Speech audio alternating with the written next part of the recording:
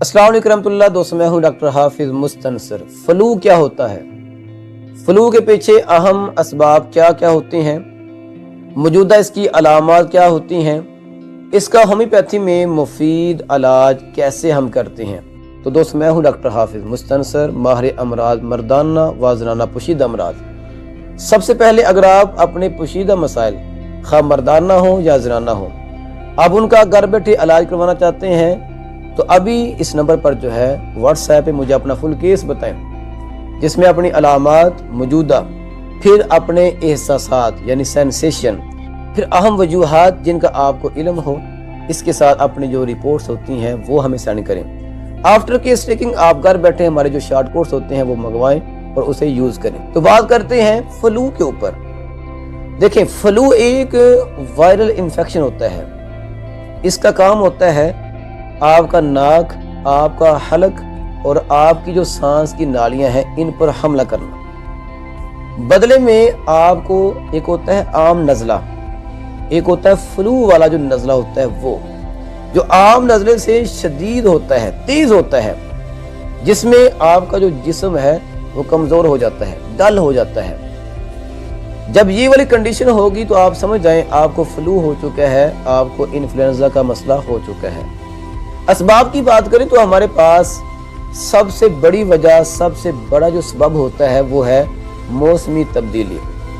जब आपको सर्दी के बाद गर्मी आते हुए फ्लू हो जाए, या गर्मी के बाद सर्दी जब आ रही हो मौसम की चेंजिंग के दौरान, तो आप समझ जाएं मौसम की तब्दीली की वजह से आपका जो जिस्म है वो हसास हुआ है और आपको इन्फ्लुएंजा का, आपको फ्लू का मसला बन चुका है।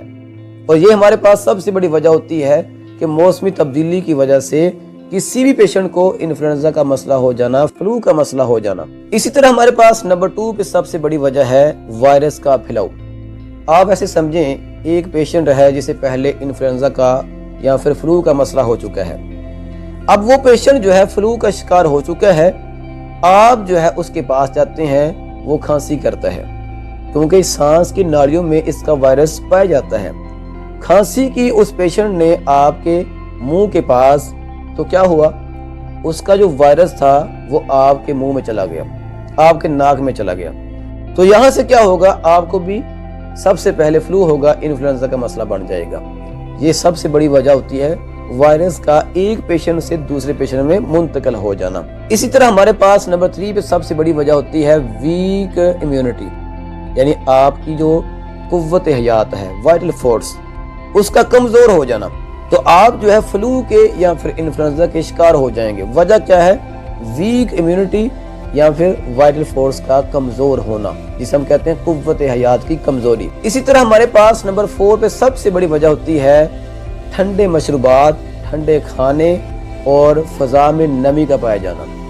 अगर आप या आपका जो जिस्म है वो हसास है ठंडे खानों से, ठंडे मशरूबात से, ठंडी हवा से, ठंडे पानी से, तो क्या होगा, आपको फौरन से पहले फ्लू का या फिर इन्फ्लुएंजा का मसला बन जाएगा, आप इसके शिकार हो जाएंगे। और ये सबसे बड़ी वजह होती है कि कोई पेशेंट ठंडी अशिया से हसास हो जाए। आखिर में हमारे पास सबसे बड़ी वजह होती है नींद की कमी या फिर जिस्मानी कमजोरी। जैसे मैंने आपको पहले बताया है कि वाइटल फोर्स का कमजोर होना या फिर कुव्वत हयात का कमजोर होना, जब आपकी वाइटल फोर्स कमजोर होगी तो दूसरा सबसे पहले आपका जो जिस्म है वो कमजोर होगा।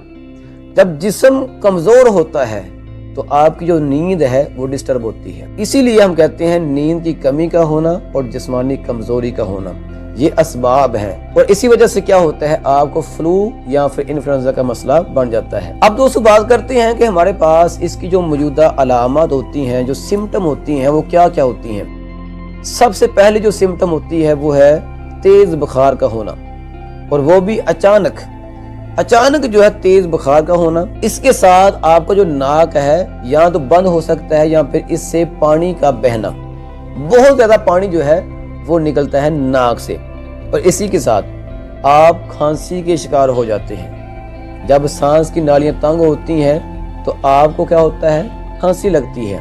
स्पेशली रात के वक्त जब आप लेटते हैं تو لیٹنے سے آپ کو کھانسی جو ہے زیادہ لگتی ہے اور یہ سب سے بڑی علامت بھی ہے. اور کھانسی کے ساتھ آپ کا جو حلق ہوتا ہے گلا یہ خشک بھی ہوتا ہے اور درد بھی کرتا ہے. یاد رکھیے گا یہ بہت بڑی علامت ہوتی ہے. اور اسی کے ساتھ آپ کا جو جسم ہے یہ کمزوری محسوس کرتا ہے, کمر میں درد ہوتی ہے, آپ کو ایسے فیل ہوتا ہے جیسے آپ کی جو ہڈیاں ہیں وہ ٹوٹ رہی ہیں. یہ بھی علامات ہیں جو فلو کے ساتھ یا پھر انفلوئنزا کے ساتھ آتی ہیں. آخری جو علامت ہے وہ ہے تھکن, سستی اور بھوک کی کمی کا ہونا. اور آخر میں آپ کی جو آنکھیں ہیں اس میں جلن بھی ہو سکتی ہے اور یہاں سے پانی بھی نکل سکتا ہے.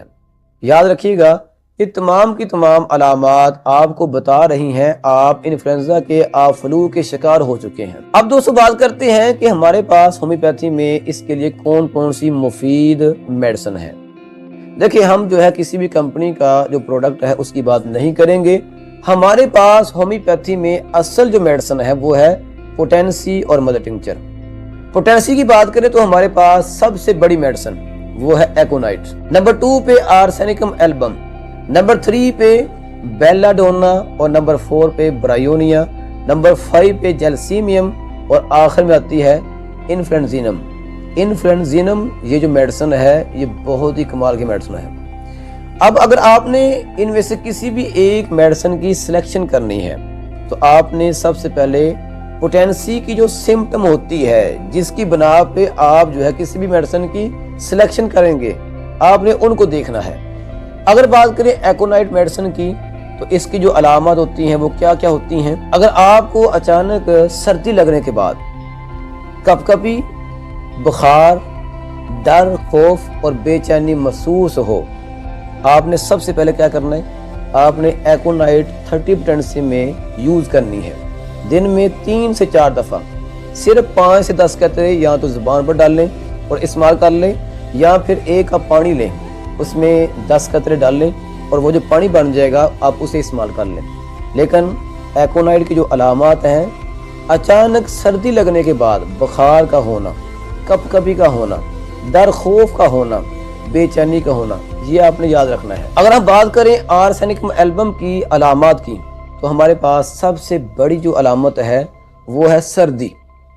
جسم جو ہے سردی سے حساس ہوتا ہے, سردی بہت زیادہ لگتی ہے, جسمانی کمزوری ہوتی ہے, بار بار پیاس بھی لگے گی, جسم جو ہے گرمی کے ساتھ بیٹر فیل کرتا ہے, اچھا محسوس کرتا ہے.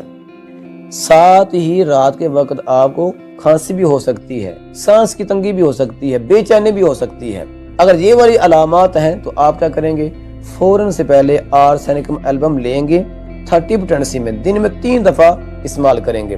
صرف 5 قطرے زبان پر ڈال لیں اور اسے جو ہے استعمال کر لیں, یا پھر آدھا کپ پانی لیں اس میں 10 قطرے ڈال لیں اور وہ جو پانی بن جائے گا آپ اسے استعمال کر لیں. اگر ہم بات کریں بیلا ڈونا کی, اچانک تیز بخار کا ہونا, سر درد کا ہونا, چہرہ جو ہے آپ کا سرخ ہو جائے اور اسی کے ساتھ آپ کا جو گلا ہے, گلا حلق یہ بھی درد کرتا ہو, دکھتا ہو, آپ کیا کریں گے, بیلا ڈونا کو لیں گے 30% میں, دن میں 3 سے 4 دفعہ استعمال کریں گے. طریقہ وہی ہے جو میں نے آپ کو پہلے بتایا ہے. اگر ہم بات کریں جیلسیمیم کی, جہاں پر آپ کو وائرل فلو کا مسئلہ ہو, جسمانی کمزوری ہو, سستی ہو, تھکن ہو, نیند بہت زیادہ آتی ہو, کام کرنے کو دل نہ کرے, بخار جو ہے آپ کا فوراً نہ ہو بلکہ آہستہ آہستہ ہو, تو آپ جیلسیمیم کو لیں گے 30% میں, دن میں 3 سے 4 دفعہ استعمال کریں گے. 5 سے 10 قطرے زبان پر ڈال لیں یا پانی میں ڈال کر جو ہے استعمال کر لیں.